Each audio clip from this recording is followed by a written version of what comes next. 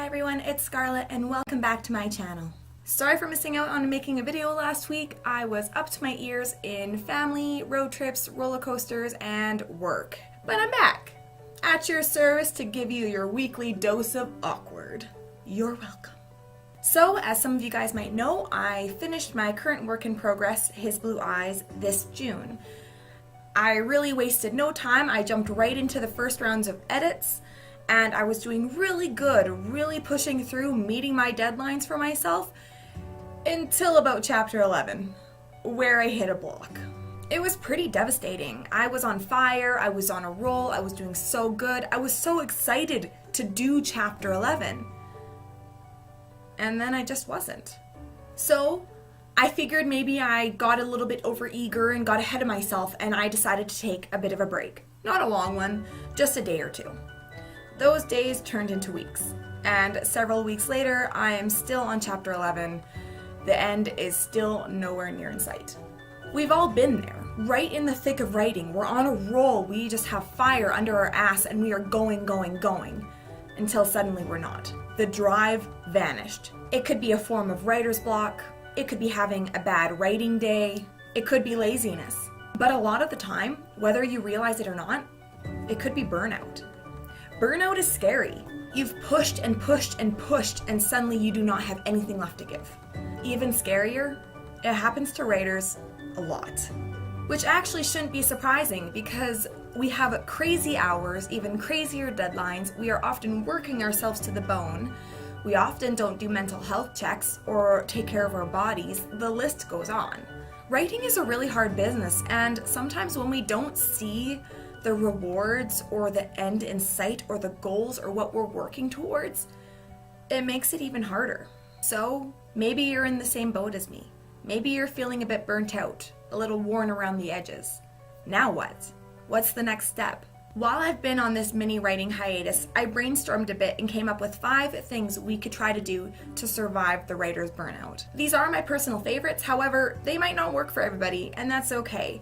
But I do think you should still listen in and keep them in mind because they are good for not just burnout situations, they are good for writer's block, bad writing days, or even if you're just feeling a little bit down in the dumps about your writing and need a little bit of a pick-me-up. So without further ado, here are my top 5 tips on surviving writer's burnout. Number 1, don't lose track of the finish line. At the beginning, at the very, very beginning of the creation of your book, what goal presented itself?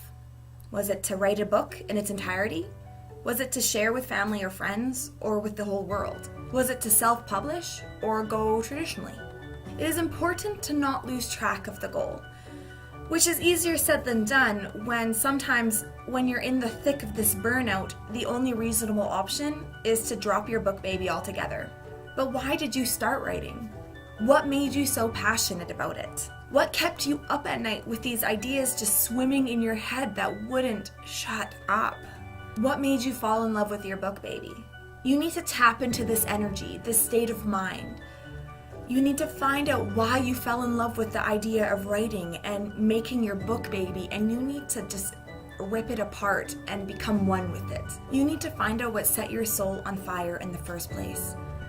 You might be dealing with embers, and that's okay. There's always an opportunity for embers to spark again. Number 2, or perhaps reevaluate the finish line. Maybe the reason why things aren't working out is because your goals need a makeover. Goals change, and that is perfectly normal. What you had in mind at the start of your journey could change in the middle, could change at the end, could change during revisions. It's fine. It happens. What you wanted at the beginning could be completely different than what you want at the end. The important thing to remember is to watch for the change. You can do this by reevaluating your goals on a regular basis, whether it's with daily check-ins, or weekly, or monthly, or quarterly, whatever really works for you. But it's always good to take a step back from the computer screen or the notepad and just sit with yourself and just ask yourself, is this what you really wanted? Or deep down, is there something else you have in mind that's maybe just a bit scared to make itself known? And you might be surprised that what you wanted so badly at the beginning of this journey is no longer a priority or an option even. Really, the bottom line is you need to do what is best for you and your book baby. You are most important. You are a priority. If the path you're on isn't the path you want to be on, jump over. You can do it. Number 3, still try to do something writing oriented each day. This might be easier said than done, especially if writing is literally the last thing you want to do at the end of the day. But whether you are having a hearty dose of writer's block, you're having a bad writer's day, or you're suffering from the burnout plague, it is important to keep your mind sharp. At the moment, I can't come up with anything that could be possibly worse than getting your mojo back and then realizing you're rusty as Sometimes that is just as devastating as the burnout itself. And you can quickly fall back into the pit of despair and self-loathing that you just crawled out of. Try something different. That writing-oriented stuff does not even remotely have to relate to your book. Try writing prompts, journaling, maybe outline another work in progress that you've been thinking about or daydreaming about. Twitter has often a lot of really fun daily challenges that help you get to know your book or your work in progress a bit more. All you have to do is just try and find the hashtags. You don't need to go overboard. You just need to do enough to keep your fingers loose and your brain looser. I don't know, that doesn't actually really sound very healthy. Number 4, recognize the difference between lazy and needing a break. I know, harsh, right? Harsh but fair. It is so easy to close the computer screen and grab the video game controller instead. It takes like 2 seconds to open up Netflix and commence binging on 5 seasons that you've been meaning to catch up on. I went on a video game hiatus this year, and you know what happened? I finished my manuscript. It was awesome. And then I was an idiot, and I decided to start playing again this past month. And you know what happened? I'm so far behind in my edits, it's not even funny. I have no chance of beating this part of my quarterly goal. And I have no one to blame but myself. And Zelda. And Link. And Hyrule? The thing is, writing isn't always fun. It's a lot of work. And there's always going to be distractions at the ready to claim your attention. There's always going to be something out of the corner of your eye that is shinier, more fun, more entertaining than sitting at your computer screen and writing. Writing takes dedication and discipline and sacrifice, and there's always going to be things swooping in to try to get your attention. And if you let them, your work is never going to get done. And I don't know about you, but adulting is hard. A lot of us only get about 2 to 3 days off before we are back in the process that makes our minds numb and crushes our soul and just makes us feel a little bit dead inside. That means we only have sometimes 2 to 3 days to get whatever writing homework we need to get done. No pressure, right? That is not a lot of time to get work done. And it's even less time if we're doing other shit instead. There is a difference between needing a break because you are literally one mental health breakdown away from grabbing your manuscript and lighting it on fire, and not having the oomph to sit down and write because your brain is trying to distract you with something more fun and shiny. Which leads me to point number 5, the fine line between waiting for the fire to return versus getting that muse out of its hiding place. This is important. Really, really important. If you can take anything away from this video, it is this point, okay? So many times I have heard people say, oh, don't push yourself. You need to wait for the inspiration to strike. You can't force yourself to write if the muse isn't there. Take your time. Take your time. Rome wasn't built in a day. Now, I don't mean any offense, but I'm going to tell you right now, this is not good advice, okay? The thing about writing is, if you decide to take a step back one day and just take a bit of a break, the writing is not going to do itself.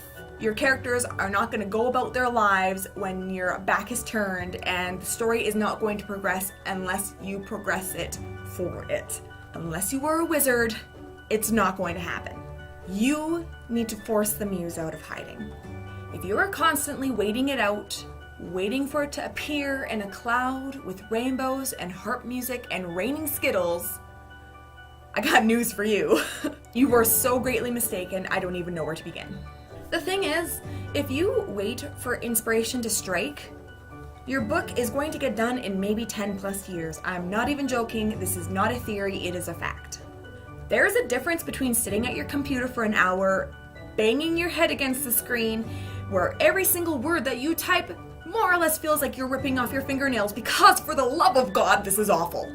And watching cat videos on YouTube, and then going to Twitter, and then going to Facebook, and then coming to your beloved manuscript, which is rapidly collecting dust, staring at it for maybe a good hearty 2 minutes, and then saying, the muse isn't here, I'll try again tomorrow, and going back to the cat videos.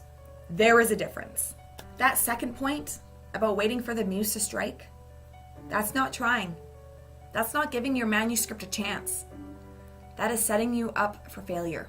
More often than not, when you force yourself to work, when you dig your feet into the ground, you put your fingers to the keyboard, and you write your face off, more often than not, you can pull that muse out of hiding. It might take a grueling 30 minutes. It might take a grueling hour. It could take an entire day, but it can happen.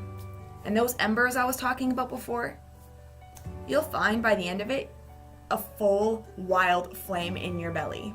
Bottom line is, inspiration is a flaky bitch, and I would not rely on her to get your story done. I've said it before, I'm going to say it again. I know that everything I'm saying right now, especially in point number 5, is easier said than done. I get that, especially when you're suffering from burnout and you just have no will to get back. And I'm not saying to jump back into it right now. I'm not. I'm just saying that when you start feeling like you need to dip your toes into the water again, don't rely on inspiration. Don't. It's up to you. Rely on you. Have hope in you. And there you have it. Those are my top 5 tips on surviving writer burnout. Like I said before, it is not simply just for burnout. It could be for writer's block, having a bad writing day, or just really feeling down in the dumps about yourself. All these tips are pretty applicable and flexible. The thing is, writer's block, burnout, bad writing days, bad self-loving days, these are all things we struggle with. Sometimes a little, sometimes a lot, sometimes people struggle with it more than others. There's no way to compare, and no way that we should actually compare. But you're not alone. There are others that are going through the same thing. We need to support each other and stick up for each other. The good and the bad, we need to be together through it all. The important thing to remember is that you will get through it. Maybe not today, maybe not tomorrow, but keep your chin up. We can't have sunny days without a couple rainy ones, right? And even in the rain, dance. Find the rainbow. Or other corny, cheesy shit. You'll be okay. With that said, don't forget to like this video and subscribe to my channel. I post new vlogs every Thursday. If there's something you'd like me to talk about or discuss, or even if you want to drop a line and just say hi, you can always message me on here or tweet me at Scarlet Stone. As always, I have my little linky-loo swimming down there in the description box for you. If you want to check out my website, my Instagram, my Tumblr, my Twitter, you know where to find them.